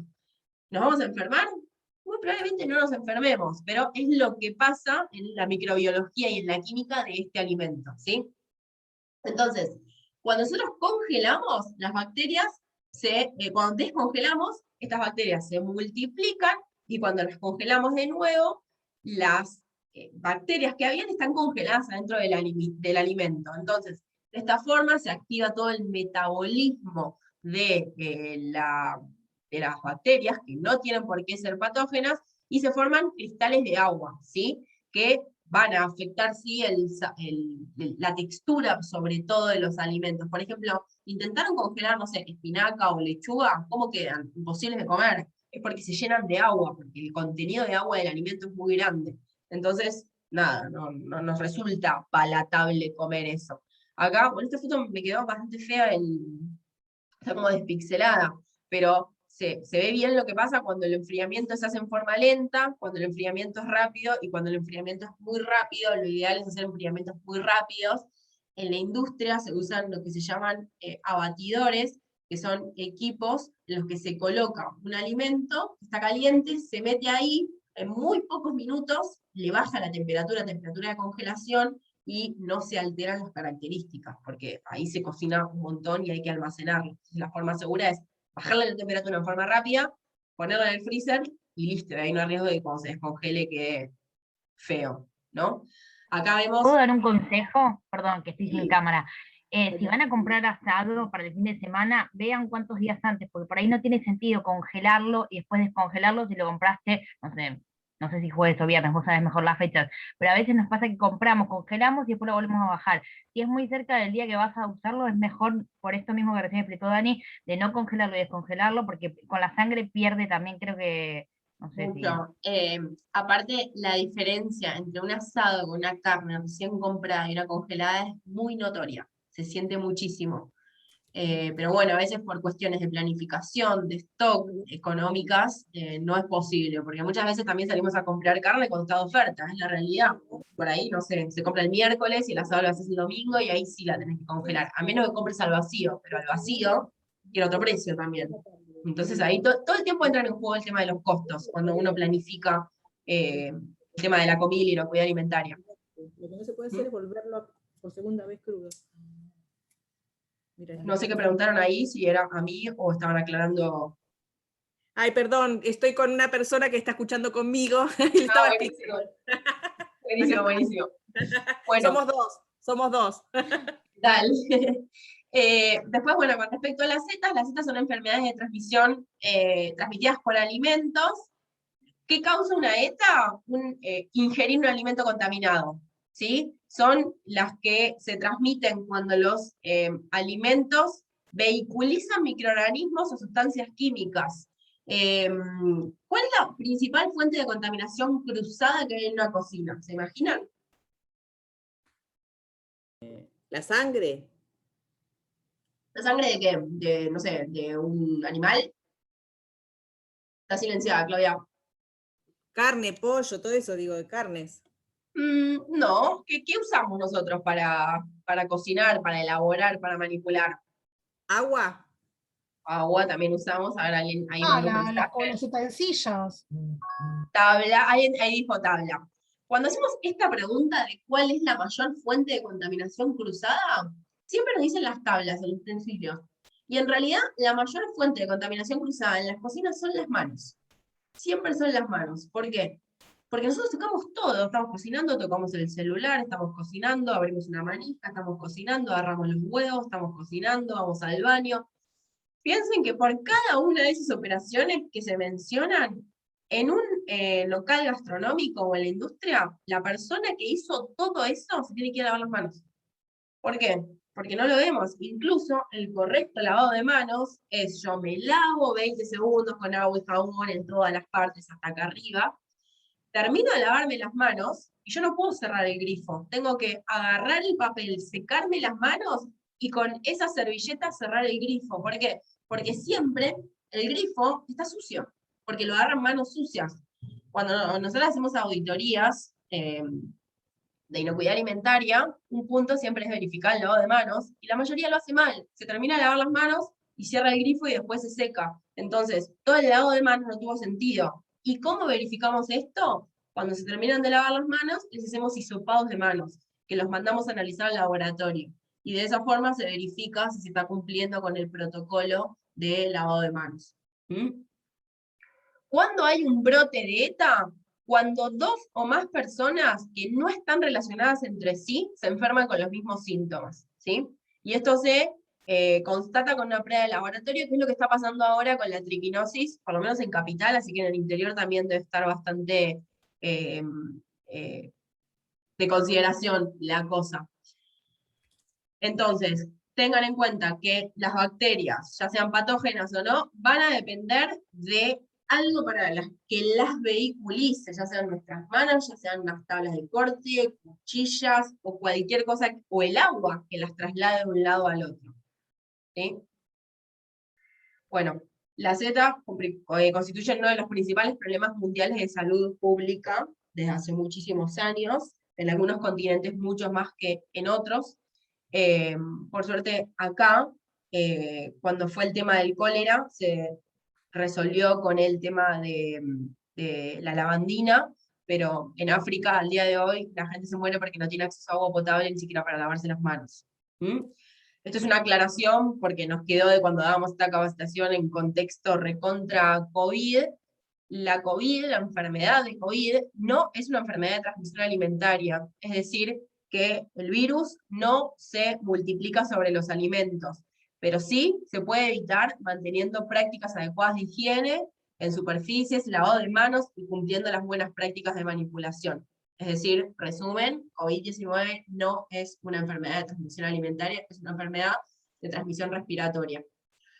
Ahora, llegando a la última parte, hablando un poco de lo que es el sanitizado de vegetales, nosotros compramos frutas y verduras que vienen del campo, que se pueden regar con aguas que por ahí no son aptas, que se suben a transportes, los cuales puede haber suciedad, que se almacenan en depósitos y cámaras de supermercados o de comercios minoristas, que también pueden tener mucha ausencia de higiene, y después pasan a la góndola. Fíjense todas las manos por las que pasó ese apio, ese repollo, ese tomate que ustedes agarraron. Entonces, ¿de qué manera nosotros hacemos que ese producto sea seguro cuando está en casa? Lo sanitizamos. ¿Cómo lo sanitizamos? Con agua y con lavandina apta para desinfección de vegetales. Cuando ustedes agarran la lavandina, sea la marca que sea, independientemente de eso, tiene que decir que es apta para potabilizar agua o apta para desinfección de frutas y verduras, o también puede decir apta a contacto con alimentos.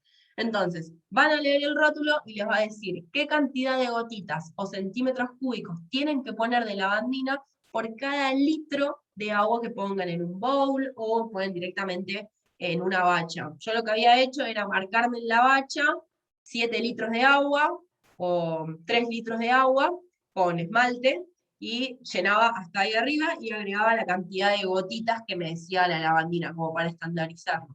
Después me mudé a una casa que tenía una bacha muy chiquitita, entonces lo hago en ollas, o en bowls grandes, en contenedores. Pongo 1 litro y voy poniendo. Entonces, el objetivo, en resumen, es bajar la carga microbiana para eliminar, primero, las plagas agrícolas que pueden venir con el cultivo, que no son patógenas para nosotros, pero sí pueden ser contaminantes físicos, y lo que hacemos es llenar una bacha con agua, lavamos o enjuagamos el exceso de tierra y los bichitos que puedan llegar a venir. Y después lo que hacemos es colocar la solución de lavandina apta en función de lo que diga el rótulo, el tiempo que indica el rótulo. Es decir, si dice que la tengo que dejar 10 minutos, no la dejo 1 hora. ¿Por qué? Porque el cloro se va a impregnar al vegetal, entonces después va a tener un olor feo. Si yo me paso con el tiempo, se puede enjuagar, puede llegar a quedar olor, pero si respetaron la dosis, es seguro. Es decir, no me voy a morir por eso y tampoco me voy a intoxicar, pero sí le puede quedar un residuo de olor que nos puede resultar desagradable cuando lo consumamos, ¿sí? Se puede poner la lavandina pura en un gotero para que sea más simple la dosificación, o la pueden poner en una medida de lavandina, de medida de jarabe, o en una jeringa, ¿sí? Acá hay, bueno, explicamos el paso a paso, que se podía poner el agua primero desinfectando la bacha, pero en líneas generales es, limpian la bacha, la pueden limpiar con agua hervida, le ponen un tapón, la llenan con la cantidad de litros que quieran, y después respetan la cantidad de centímetros cúbicos o de gotitas por cantidad de litro, ¿sí? Y después, todo eso lo dejan secar bien, y cuando lo vayan a guardar en la heladera, fíjense que la bandeja de vegetales esté limpia, porque muchas veces está sucia o quedaron esporas de, por ejemplo, ese tomate que estaba podrido, o esa naranja que estaba fea. Entonces, estamos metiendo algo limpio en algo que ya está contaminado. Ahí tenemos una pregunta. Dice, dale, chao Micaela, ya terminamos. Soy yo, ¿Vale? soy yo. Soy yo que me tengo que ir. Disculpen. Micael, Adiós. perdón, hasta luego. No, todo mal. Ahora no voy a limpiar nada.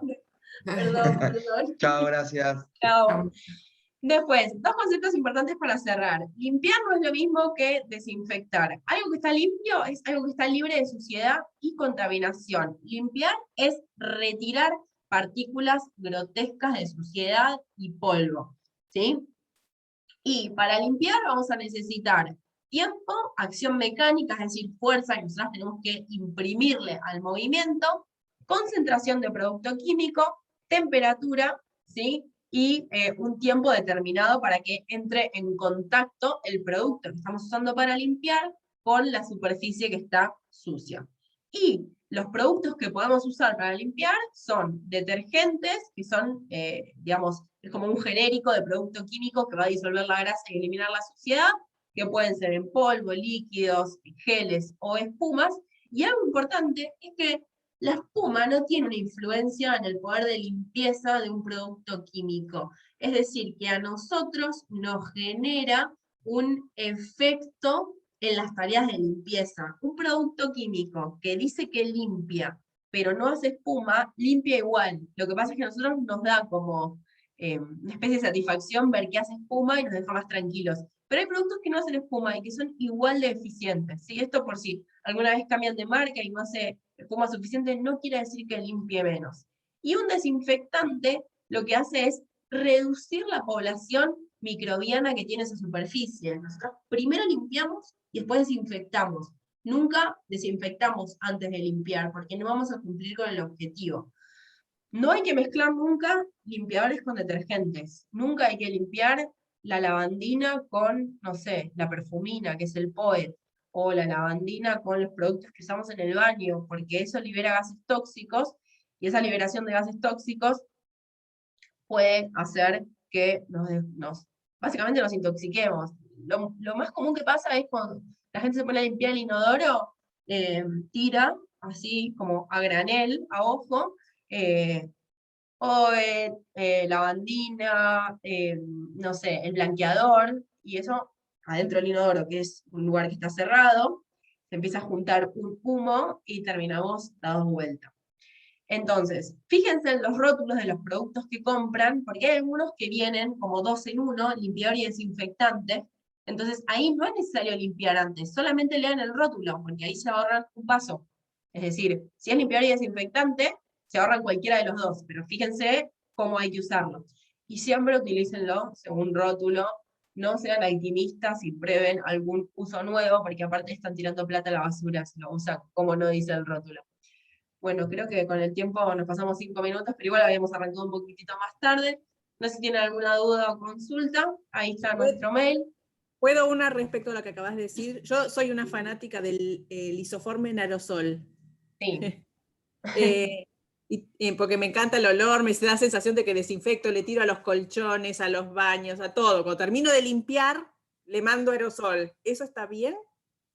El tema es si lo necesita o no lo necesita. Vos pensás que en el colchón vos dormís, ¿sí? Y igual el lisoforme me parece que es alcohol, ¿no? Es solamente alcohol.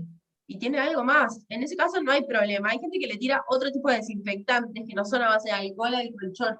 No está mal, pero averiguá si es necesario. Si vos haces una limpieza y una desinfección con otro producto que no es lisoform, es al Pepe que le tires el lisoform después. Y la Sí, por otra ahí duda que tengo es si eso, son dos cosas distintas, pero te voy a preguntar las dos, porque en mi casa se usan las dos. Si eso cae sobre la mesa, por ejemplo. Ujú. O, por ejemplo, mi marido tiene un problema enorme con las moscas y los mosquitos. Sí. Entonces, al compra, Sí. ¿viste? El off, el aerosol, el otro, el del Raid. Sí. Y inclusive ahora hay uno inoloro, entonces cree que no es tóxico y le tira todo el quincho, y por ejemplo, cae todo sobre la mesa. Yo digo, no tiren más de eso. No, todo lo que, esos productos, si vos lees atrás, te van a decir cuál es el principio activo, generalmente son moléculas de las piretrinas, que son insecticidas. No está bueno que entren en áreas en contacto con alimentos, de hecho no deberían entrar en contacto con áreas en contacto con alimentos. En ese caso, después de aplicar, sí tendrías que limpiar las superficies, limpiar con detergente y agua, y después sí tirarle o aplicarle el aerosol de isoform. Pero sí, ojo con eso, porque nosotros no lo vemos, pero sí lo aspiramos, sí tocamos superficie, nos llevamos las manos a la cara, a la boca, y no es lo recomendable. ¿Mm? Muchas gracias. No, a ustedes, no sé. Podría estar 3 horas más, me Gracias. encanta. Sí, muy interesante. Me parece que es un comienzo a algo que hay que darle mucha más bola que el que todos le damos, o al menos yo, digas, hablo por mí.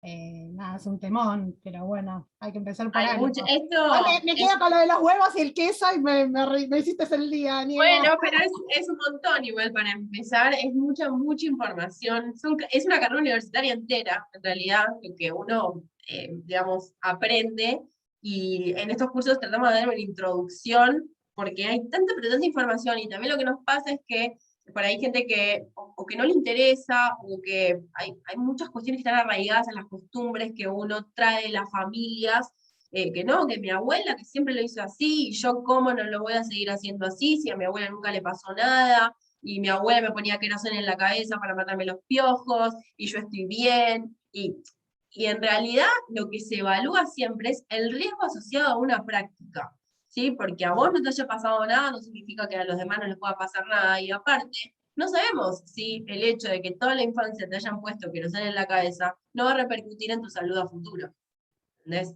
Entonces, de eso se trata, de prevenir porque antes había muchísima menos información. Hoy, por suerte, cualquiera entra a internet y lee, incluso también hay información errónea en internet, pero con bases sólidas y con argumentos que tienen sentido y que te digan, sí, la verdad que yo esto lo hacía mal, bueno, ahora voy a por ahí pensar un poco más y no entrar en la paranoia, porque también pasa eso, decir, no, al final no puedo comer nada, no puedo ni manipular un queso, no puedo tomar agua, no es la idea tampoco, sino como tomar un poco más de conciencia de lo que es la educación alimentaria y en base a eso, nada, poder vivir un poco más tranquilos también, sabiendo qué es lo que hacemos o dónde nos la podemos mandar. Gracias, yo soy fan de Bromatología en Casa, les recomiendo a todos que la sigan. Gracias, Porque, muchas no, gracias. lo bueno es que vos tenés un montón de videitos o de posteos, todos separados para cada cosa. Entonces, cuando yo tengo una duda, no sé, Pasa ahí. voy y busco harinas, huevos, Exacto, está todo. desinfección de no Ahora, sé qué, tenés todo, arañas. todo. Vamos a sacar el libro, así que lo vas a poder encontrar es como más fácil también el libro porque lo abrís directamente al que le gusta leer, tiene toda la información disponible ahí. Pero bueno, ya estamos terminando de escribirlo, así que muy pronto lo van a ver. Bueno, no sé, les agradezco a ustedes Bueno, también el muchas tiempo. gracias. Súper Y claro todo. nos estamos viendo la próxima. El jueves Erika hace la presencial allá en el cementerio. Buenísimo. Bueno, muchas gracias. Chao. Gracias, Daniela. Buenos días, buena semana. Gracias, muchas gracias.